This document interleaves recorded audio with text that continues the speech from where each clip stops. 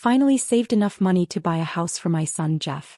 Before his wedding, I was hospitalized due to an infection in my leg and couldn't attend. I wanted to give him all of my savings as a wedding gift, but then I accidentally overheard a conversation between the doctor and Jeff. Jeff, as your friend, I feel I should warn you. Your mother is getting older and her recovery isn't looking good. If her condition continues to worsen, we might have to consider amputating. You're just concerned about your real mother being at the wedding, but why push your stepmother to her limits? Let her amputate if it comes to that. It's not like I'll abandon her. But if she recovers too quickly, who knows what kind of drama she'll cause when she finds out my real mother is at the wedding instead of her. I quietly tucked my bank card away. The card that I have kept all my saving and which I intended to give the money to Jeff as his wedding gift. Since he had his real birth mother to care for, he probably wouldn't need the money I had saved for him after all. In the hospital, I overheard a conversation between Jeff and the doctor. Jeff said, "Since she's getting old, there's no point in wasting money on surgery. The steel pins in her leg aren't a major issue. She won't die from it, just treat it simply. She's always been proud. If she hadn't reached the point where she had to be hospitalized long-term, she would have crawled to my wedding. Mandy's parents are both university professors. How could I let them sit with a janitor?" The doctor looked uneasy after hearing this. "Jeff, we've been friends for years and I have to remind you your mother's getting older, and if her condition isn't addressed soon, we may need to amputate. You just want your birth mother to attend wedding instead of her. Why push her to the point of no return? Gina is such a vibrant person, she couldn't possibly bear spending the rest of her life in a wheelchair." Jeff remained unmoved by the doctor's words. He still made sure to emphasize that even if the wound didn't require surgery, I should be given the best medication to prevent any further complications. The doctor sighed heavily, seeing right through him. "She'll eventually see the wedding video. You can fool her once but not forever. There's no need to sacrifice her health for something that won't last." Jeff stood firm. "My birth mother gave me life. No one has the right to cruelly deny a mother the chance to be there for her son during such an important moment. If Gina hadn't adopted me, my birth mother would have found me by now. Sure, her mistakes led to us being separated, but I'm Gina's only son. Even if she needs an amputation, I won't turn my back on her.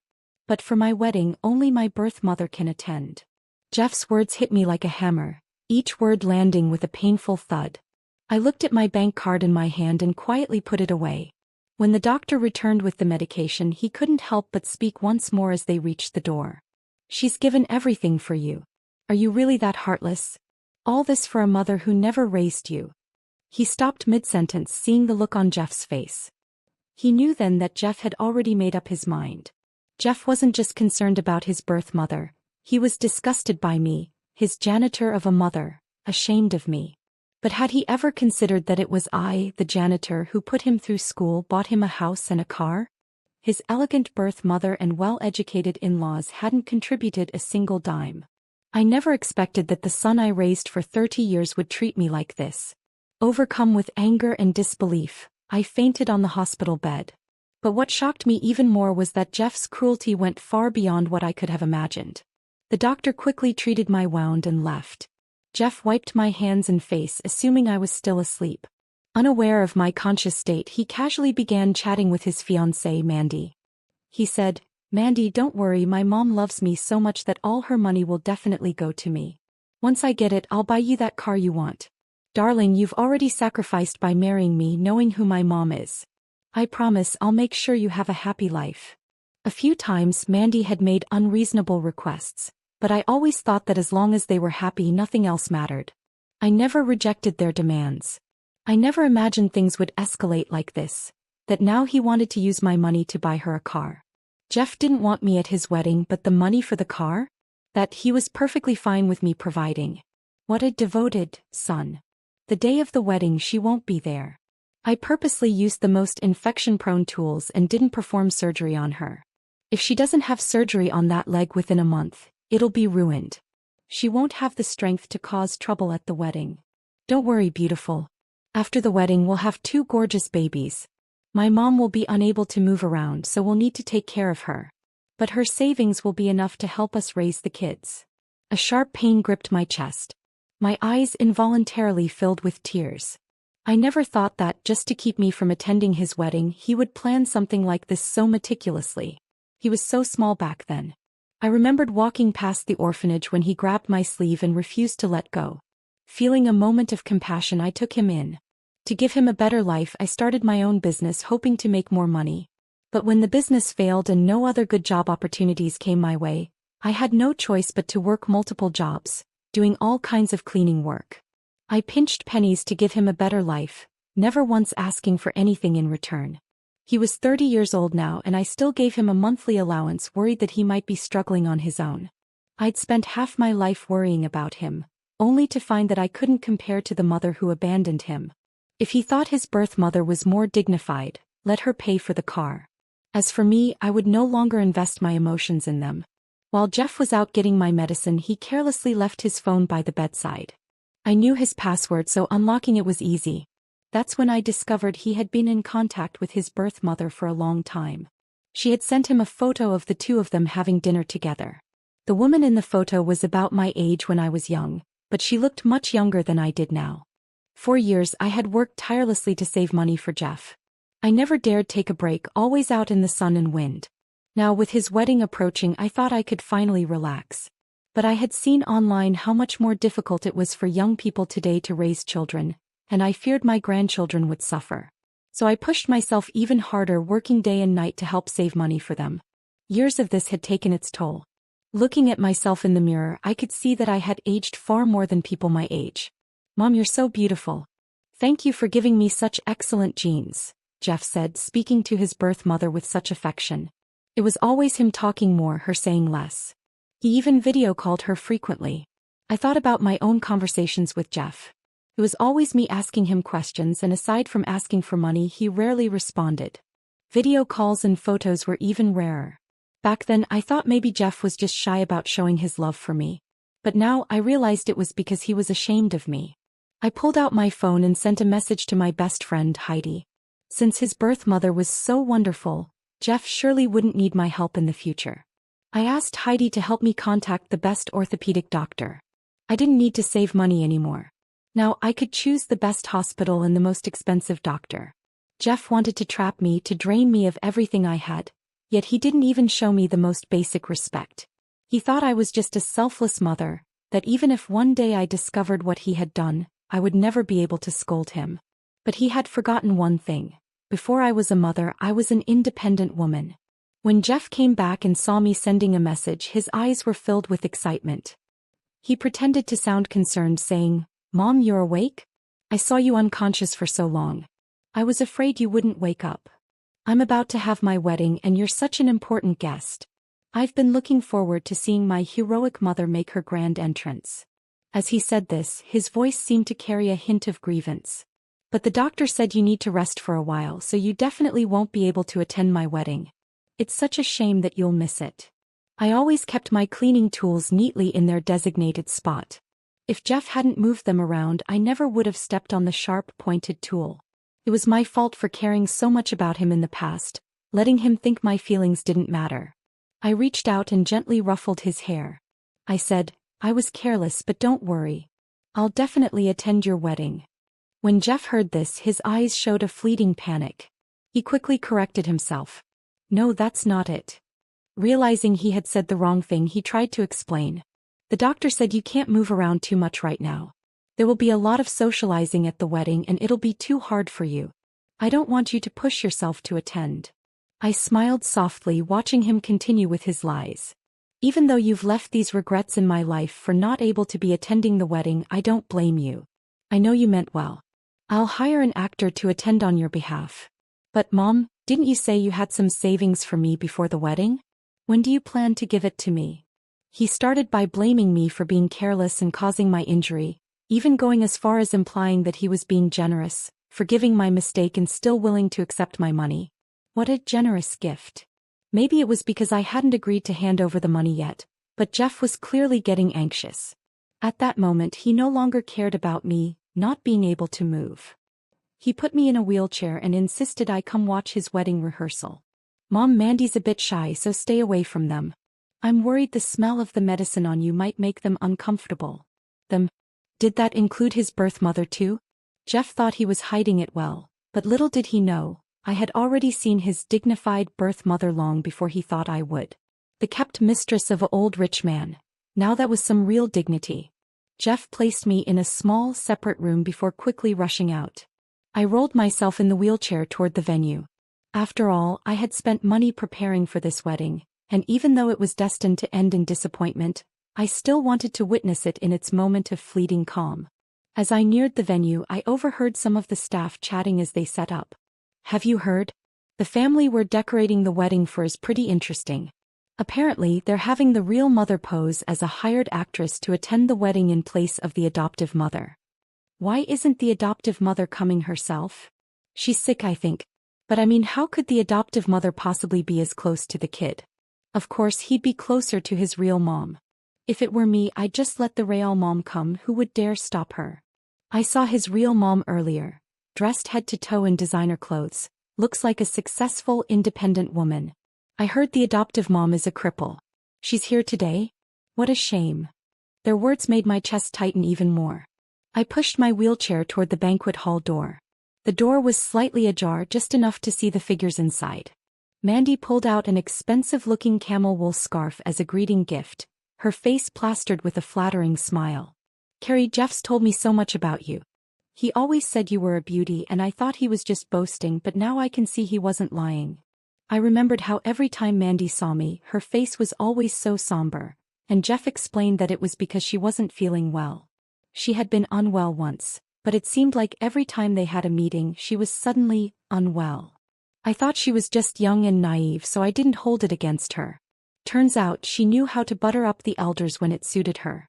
But I didn't blame her, not really. She was after all Jeff's fiancée, and her attitude toward me was largely influenced by him. Carrie stepped into another corner to take a call, and I heard Mandy speaking quietly to Jeff. "Your real mom's all decked out in designer clothes. He clearly has money. If we can win her over, we could definitely get a bigger house, and we wouldn't have to keep living in that tiny apartment your mom bought for us." Mandy was trying to charm Carrie because she thought she could buy them a new house. The apartment I bought for them was only because they were getting married, and there were no suitable houses available at the time. I'd actually already found a larger standalone house, and if not for all this, I would have signed the contract by now. Well, now I've saved myself a lot of money. I watched Carrie talking on the phone, and I couldn't help but think back to a few years ago when I first found her. Back then, she made herself very clear. She didn't want Jeff, and she didn't want to deal with the baggage, what she called nothing more than a burden to her. She told me not to look for her again, that we should never see each other for both our sakes. Such a woman. And now Mandy was hoping Carrie would buy them a house? He might as well be dreaming. When the priest arrived for the rehearsal, he naturally assumed I should be the groom's mother and was about to wheel me through the door. But as the door opened, Jeff's face turned pale for a moment, quickly recovering and telling the priest that Carrie was actually his mother. The priest had seen me before when we signed the wedding venue contracts, and now, hearing Jeff's words, his expression grew complex. Jeff had originally brought me here saying I would attend the rehearsal as his mother, but now that Carrie was here, I clearly didn't have a place anymore. As they began the rehearsal, I received a message from Heidi. Heidi told me that the top orthopedic doctor had been arranged, and I could be admitted to the hospital at any time. She confirmed one last time, "But that's the son you've raised for 30 years. What if he has a change of heart? That him realized he had done wrong and asking you for forgiveness? Will you soften?" "Maybe," I replied. I glanced up at the harmonious trio on stage. But I didn't believe there was any chance for him to turn around. "Once I finish what I need to do, you can take me to another hospital." Since our mother-son bond was coming to an end, I would give him one last gift. The rehearsal ended and it was time for dinner. Jeff had chosen an expensive-looking restaurant. They probably thought I was old and hard of hearing, so they didn't bother being discreet. I overheard Mandy quietly say, "This place is too expensive, we don't need to come here. We still need to save up for a bigger house." Jeff waved her off. "Don't worry about the money when you're with Gina. She'll secretly pay for it. She's disabled now and will only drag me down later. She better behave herself. I can't make my real mom suffer. She's used to high-end places." Halfway through dinner, I told them I needed to use the restroom and pushed my wheelchair out. Neither Mandy nor Jeff showed any concern about how I would manage using the restroom given my condition. Instead, they exchanged a glance, clearly assuming I was going to pay the bill. I struggled to roll the wheelchair to the door, but after fiddling with it for a while, I couldn't open it.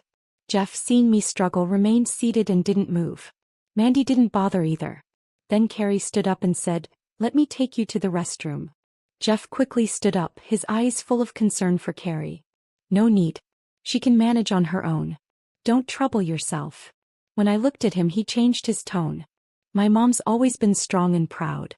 She doesn't like to trouble others." "Thank you," I said to Carrie, my voice cool. Although I was cutting ties with Jeff, I still had a few words to say to Carrie. Just as we reached the corner of the stairs, before I could speak, Carrie suddenly shoved the wheelchair hard forward. My feet and the chair slammed into the wall. The sharp pain shot through me and sweat beaded on my forehead. "Carrie, what are you doing?" "What am I doing? Gina, didn't I tell you not to let that burden come looking for me? Why didn't you listen? I almost got caught." Carrie's gentle demeanor in front of Jeff had vanished, replaced by a harsh, demanding tone. "This is just a warning. I'm telling you, I have no money to take care of him. If he wants to call me mom, that's his business. I'll help out if you want me to act as the respectable mother for appearances, but if you're trying to blackmail me, forget it. You've already gotten plenty of gifts from him, haven't you?" she sneered. I had seen their chat records, where Jeff had frequently given her expensive gifts and jewelry in recent times. The concern I had longed for from Jeff as a mother I never received, yet Carrie got it all. Carrie snorted, her voice dripping with disdain. "What, you thought I'd work for him for free? Don't get any ideas. If you keep scheming, I'll make sure you lose Jeff. He's much closer to me now than to you." Maybe our voices had gotten too loud, but Jeff and Mandy rushed over at that moment. Just as Carrie, who had been so arrogant a second ago, suddenly screamed and stumbled, her high heels tilting, and she fell to the ground. "Oh my God. Gina, I just said you should rest, that I'd attend Jeff's wedding for you, and now you push me? My foot hurts so much." Carrie was even more shameless than when I'd last seen her a few years ago. The sweat on my forehead grew thicker as the pain intensified, but I forced myself not to show weakness. I kept my face calm, staring at Jeff. I thought that after raising Jeff for 30 years he would at least trust me a little. But instead he and Mandy helped Carrie up from the floor, and when they looked at me all I saw was disdain. "Mom, I used to think you were just a woman forced by life to become a cleaner and raise me. I respected you. But what you did today has disappointed me so much." I froze for a moment, then let out a bitter laugh. I had raised him for 30 years, only to find I had raised an ungrateful child. A message was sent from my phone. "Heidi, my mother and son relationship with Jeff is over. Jeff's always thought I was beneath him, embarrassing him, so let's see what happens when his lowly mother isn't around to pay. Let's see what kind of spectacle the polished people like him can make without me." Mandy moved a chair over, and Jeff knelt on the ground to examine Carrie's ankle carefully. I struggled to climb back into my wheelchair, and just then Heidi arrived. She saw the injury on the back of my foot and immediately wanted to confront them, but I stopped her. I said to them, "Since you don't want to see me, I won't be a bother. I'll handle my discharge paperwork on my own. You focus on preparing for the wedding." Mandy gave Jeff a signal, urging him to get the money. Jeff didn't even look at me, mocking me instead. "Don't worry, Mandy. There's nothing to keep her here. If she wants to leave, let her. Let's see who's going to take in a cripple like her apart from me." Heidi pushed me away from the place. She angrily asked why I didn't argue with them. I was just relieved to have saved the cost of another meal. All the money I'd invested in his education and raising him was already enough. But the money I spent for his house and his car, that I was going to get back. That same day, I handled my discharge and had the foot surgery performed by the doctor Heidi had arranged for me. The surgery went well, and the doctor said I'd be fully recovered in a month. Less than a week later, I received a message from Jeff. "Mom, why did you leave the hospital without saying anything?" So it took him this long to realize I'd left the hospital. Jeff wasn't stupid. By now he must have figured out that I already knew the person replacing me was in fact his biological mother. "Mom, I know Carrie pushed you down, but she's a strong, successful woman. If you don't provoke her, she wouldn't have bothered with you. She's only attending on your behalf, but in my heart, only you are my real mom. Mom, please text me back. My wedding is in a month. I can't go without your blessing. Mandy's really looking forward to seeing you there." So he was only remembering me now because he needed money. That's when he noticed I was no longer in the hospital. I scrolled down through his messages, a mocking smile crossing my lips. Mom, you're being stubborn about your treatment. If you end up losing a limb, you'll still need Mandy and me to take care of you. You can only rely on us, so trust me, I'll take responsibility for you. I looked at my foot, which was already healing well, and replied to him. Don't worry, you'll get my money on your wedding day. I hadn't intended to confront them, but since Carrie and Jeff were pushing me this way, I couldn't let them get away with it. It was time to fight back. On the day of the wedding, I deliberately chose a bright outfit. I had no more concerns now. Any money I had, I could spend on myself. No one in the room recognized me as the woman in the wheelchair during the rehearsal. I sat at the farthest corner, hearing Jeff quietly speak to Mandy on the phone. My mom told me she'll give me the money today. She's disabled now, so she won't dare refuse me or cause trouble. Don't worry. The wedding officially began with warm music filling the air. Soon it was time for the newlyweds' speeches. After everyone shared their blessings, the guests began to have dinner and the atmosphere in the room lightened.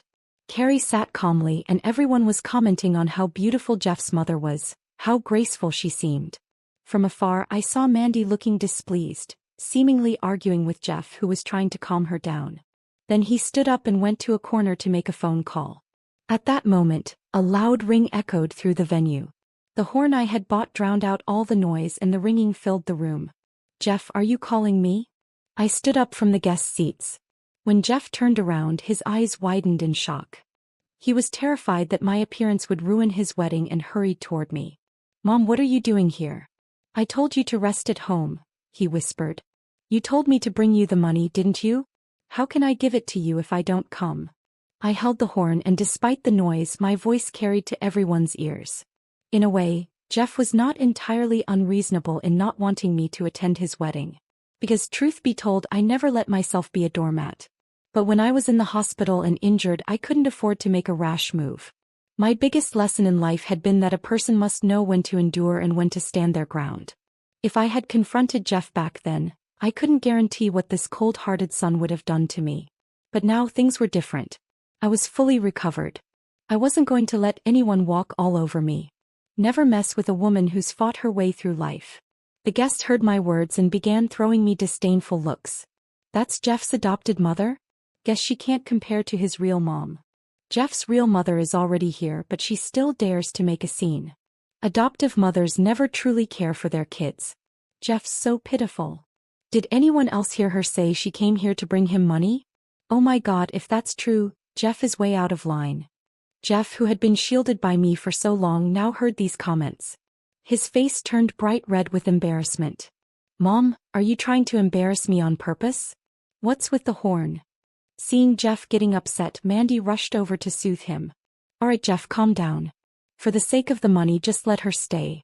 She won't cause any trouble. She shot me an impatient look. Hurry up and give us the money, Gina. I stared at Mandy in surprise. The shamelessness of both her and Jeff was beyond what I could have imagined. Jeff was not someone who would easily back down. Angrily, he said, if you don't give me the money, then fine. I don't need you anymore. After all, my real mom can pay this money, I don't need yours. Gina, listen to me, unless you leave the money and leave, don't even think about me acknowledging you as my mother. You're really embarrassing me today. He probably thought that I would still treat him like a child, endlessly tolerant of him as I always had been. He thought he had me figured out. When he looked at the suitcase in my hand, his eyes were filled with greed. Your real mom? Does she really have the money? I asked, glancing at Carrie from a distance. Her eyes darted away nervously. Fine, you're going to give the money to him anyway, just leave the money and go. As soon as Carrie finished speaking, a video began playing on the big screen behind her. It was footage from 12 years ago when Carrie was disdainfully talking about Jeff. I've told you a million times, no matter how he's doing, it's none of my business. Don't let that burden come looking for me. If you adopted him, he's your child, not mine. I have no money to raise him, Carrie said on the video, her voice dripping with disgust and impatience. Jeff's eyes widened in disbelief. He had thought that he had worked so hard to find his dear long-lost biological mother, only to discover that I had found her 12 years ago. But Carrie had never wanted to acknowledge him. I knew Jeff was too young back then and I didn't want him to be hurt, so I told him his biological parents must have been looking for him, just hadn't found him yet. After all, what parent wouldn't love their child? Jeff had grown up under my care, sheltered in the belief that parents loving their children was a given. He naturally expected love and thought he deserved it. He never doubted Carrie's feelings for him.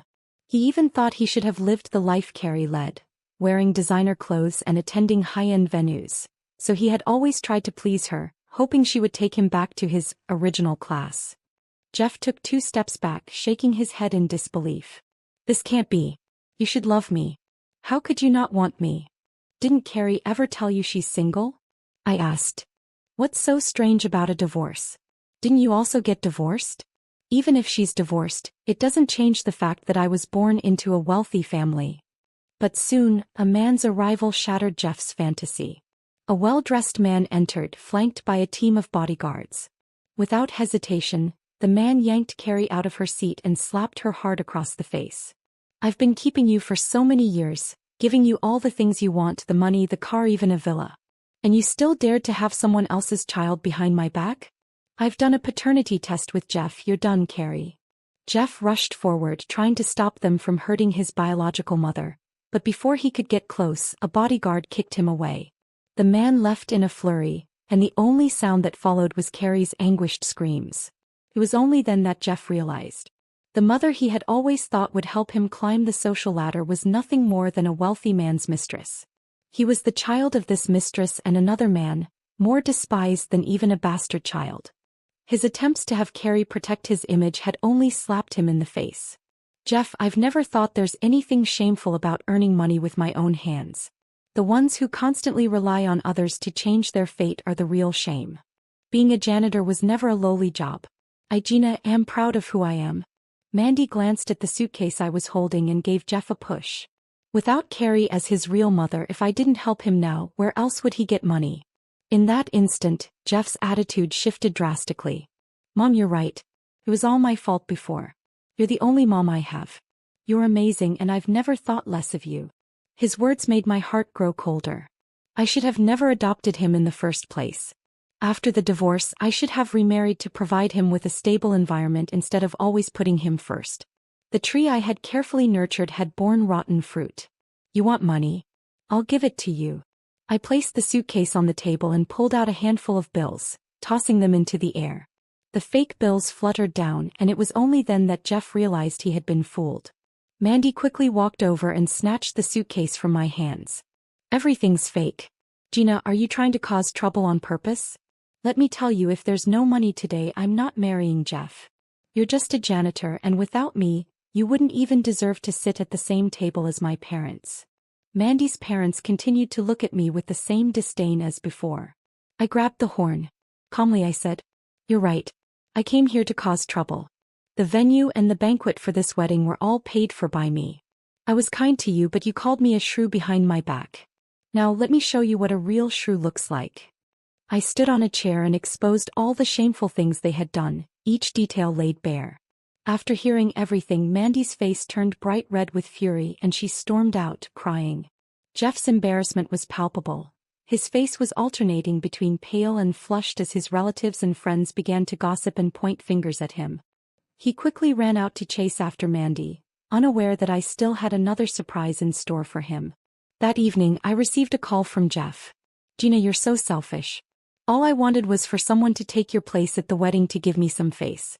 And you sold my wedding house. You're illegally meddling with other people's finances. Do you realize that?" "Then sue me," I replied coldly. "The house was bought with my money.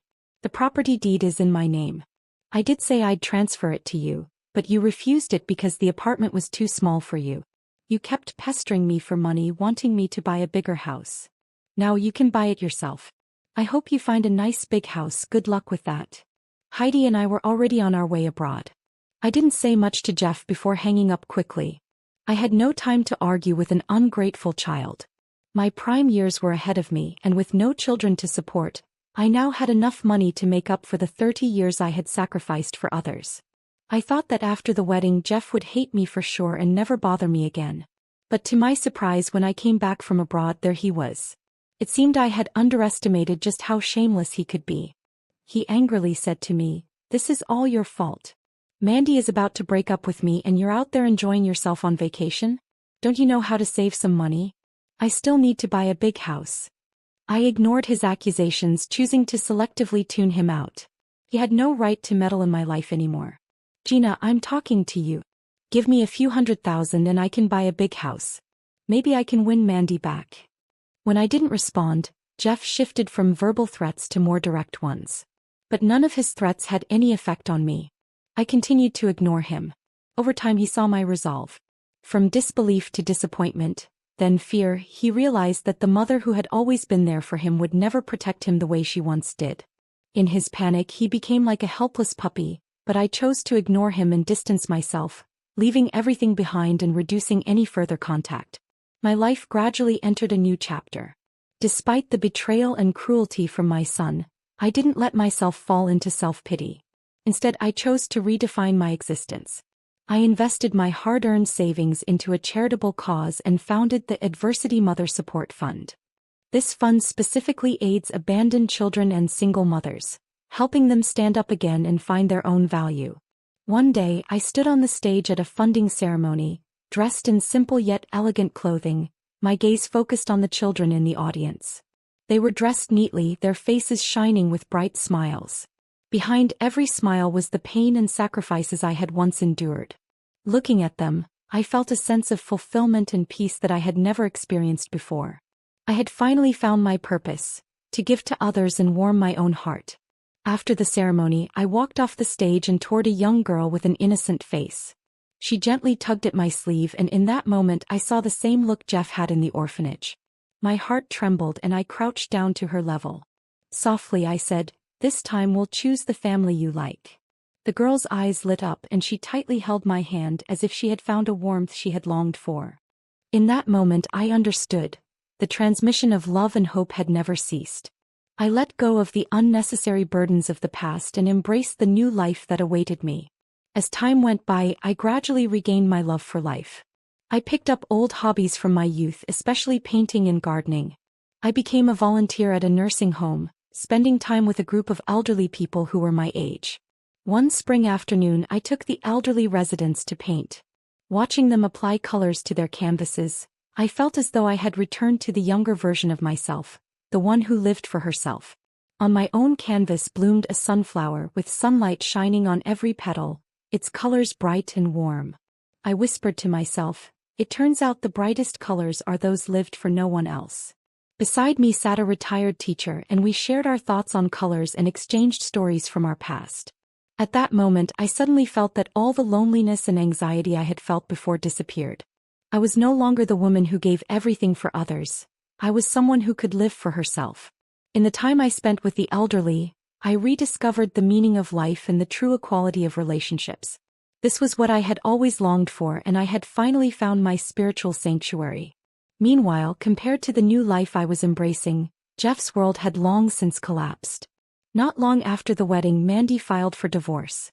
At first, Jeff was reluctant to accept it, but Mandy soon left him a threatening voice message. "Do you really think you can still squeeze money out of your mom after all these? Don't ever count on her again." Jeff couldn't accept it. He kept begging Mandy to reconcile, but it was all in vain. She had grown tired of the relationship and could no longer tolerate it. Meanwhile, Carrie was fired by her sugar daddy and her secrets were exposed. She now lived by selling off her jewelry, and Jeff began to feel the weight of the cruelty and coldness he had once shown me. It was a reckoning that finally caught up with him. One day, while rummaging through items in our old home, Jeff stumbled upon a yellowed bank book. It had entries like Jeff's travel expenses and Jeff's tuition fees. Every amount represented my sacrifices and the boundless love I had given him. Jeff's heart ached painfully as if he could hear the breaking sound deep within himself. This money, it was all from my hard work, saved for him. In that moment, Jeff understood the greatness of my love and sacrifice. But it was too late. No longer the arrogant young man he once was, Jeff found himself collapsing both materially and emotionally. The crumbling of his wealth and the desolation of his relationships left him feeling utterly lost. He tried desperately to win Mandy back, but it was all for nothing. Without the support he had once relied on, Jeff began to feel the overwhelming fear of isolation. One day, with nearly all of his belongings in hand, he tried to break free from the situation. But reality hit him hard again and again. Just as he was about to leave, he received a call from Carrie. Carrie revealed the true hypocritical nature of his once esteemed mother, the one he had believed would offer him a way out. Jeff realized that he could never return to the life he had once lived, never shake off those burdens. 10 winters later, I sat in the activity room of the orphanage, surrounded by a group of children. We were discussing family and maternal love. I gently answered all the questions from the parents looking to adopt. "What is a mother?" I asked, my voice warm and soft like flowing water. "A mother is the one who holds the umbrella for you when it rains, but remember." The sunlight poured through the window, casting a warm glow on my silver hair and lighting up my face. At that moment, my eyes were calm and resolute, as though all the pain and betrayal had blown away with the wind. I had finally found my own life. "Never wet your wings trying to dry someone else's feathers," I said, my voice tinged with compassion but more filled with release.